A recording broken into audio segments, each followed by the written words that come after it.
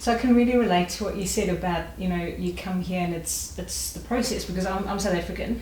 So I went to England, I was there for 6 years, and then I was in South Korea, and then came to Australia. I've been here for about 10 years. And when I was in England, I'm a housekeeper, and like I've got a degree, and I'm working as a housekeeper. My dad's phoning me up and like, oh, you got a degree, like, why are you working as a housekeeper? So yeah, same than me. Like I lived the same experience, because in my country I was professional, always working in my sector, and for my family, my parents was like, what are you doing there cleaning bathrooms when you have this background, and just come back and you don't need to do it again. So I remember my first job. It was just 3 days in a kebab shop. And I was cutting tomatoes and washing all the fat in the dishes.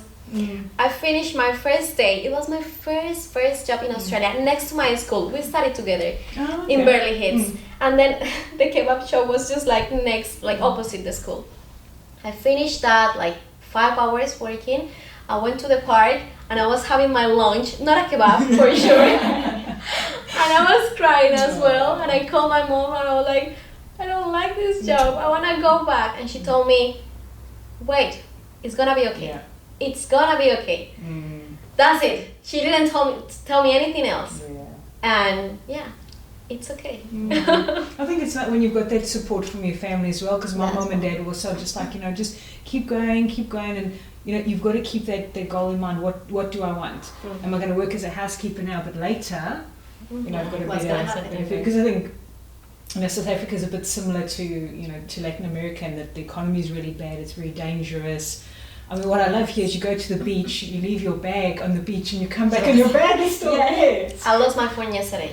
Wow. They gave it to me three hours later. I lost the phone maybe 3-4 times. Wow. Everywhere. And one time I left in the drugstore, and I went the next day, and they saved it to me. Wow. Yeah, the feeling is so different. You feel in a safe country with advantages everywhere. Oh, absolutely. I think what I find back home. I don't know if it's the same for you guys, but you work, but your money, even though you're getting maybe minimum wage, you can't buy anything with that money.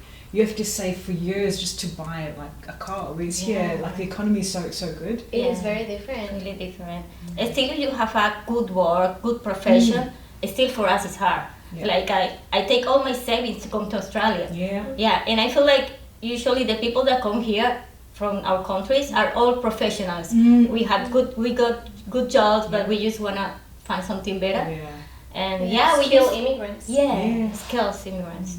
I think not knowing the language as well, because I mean the UK, where South Africans are English, and Britain is English, and Australia. But when I went to South Korea, I'm like, I don't know what anybody is saying, and it gave me a lot more respect, for people that come to an English-speaking country where you're just like, we don't know everything. I also think this is a process about confidence on yourself. Absolutely. Because at the beginning, I was like, I can't do that because my English is not enough. It's not enough.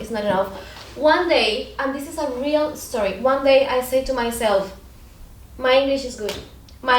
Yeah. My English is good. The next day, I was having conversations completely different. It was just a decision. And it was just like, okay, I'm going to believe I can do this. Otherwise, I'm going to be 3, 10, 5, whatever years, just thinking I'm not enough. Absolutely. So it is a process with yourself about you can do it, and you can speak, and you can work in English, even though, because those are transferable skills. Your skills are with you. All you need to do is just take them, have a little bit of confidence, and say, I can do this. Absolutely. And stop, I think it's important, stop to judge if I cannot do it. They are going to say my English is bad, they are not going to understand. It's confidence, and just let it go. Give a chance. We are so many in the same position. But English speakers, we don't look and go, they said this word and should be that, you're so terrible. I mean, when I was in Korea, they were just so happy I was speaking Korean. And the same, English speakers, we don't look and go, you said run instead of ran. That's so terrible. So it's in your own head. How did you guys find the confidence? Because you come from your own country where you can go to the bank on your own, you can do all these things on your own, and you come to a country and you don't understand things and you can't even do the basics. How did you guys kind of deal with that emotionally?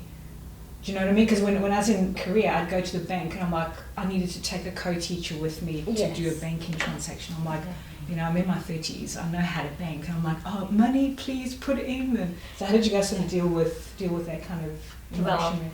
Well, for me, it was slow process. I think the first time I went to the bank, I tried to use my bank card from Colombia, and I just put it wrong, and the machine just take it, and I was scared. The bank was closed. I was in panic, but my money was there. I didn't have cash or anything, so I just called to the bank. They were having like lunch, was closed during that moment. And the lady was really helpful to me. I was almost crying because I cannot communicate what was the problem. I was like trying with the small sentences, and my vocabulary was really bad. And she was really nice with me. She was like, just sit, take water. She gave me water, relax, because I was crying. I was in panic in that moment.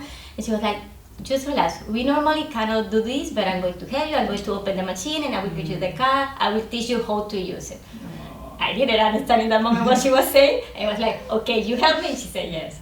Okay, go ahead. And she really helped me how to use it. She showed me, and she helped me to open my bank account here also. Okay, so yeah, so then I realized, okay, the people here is really nice, really helpful.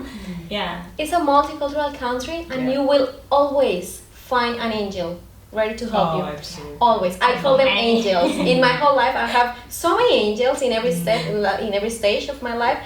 So yeah, it happened the same to me. When I had some difficulties to communicate or something, I didn't arrive with a very basic English. It was like, I can't say, can I have this and this, like simple things. But when I had a problem, there was always someone to help, ready to help. So yeah.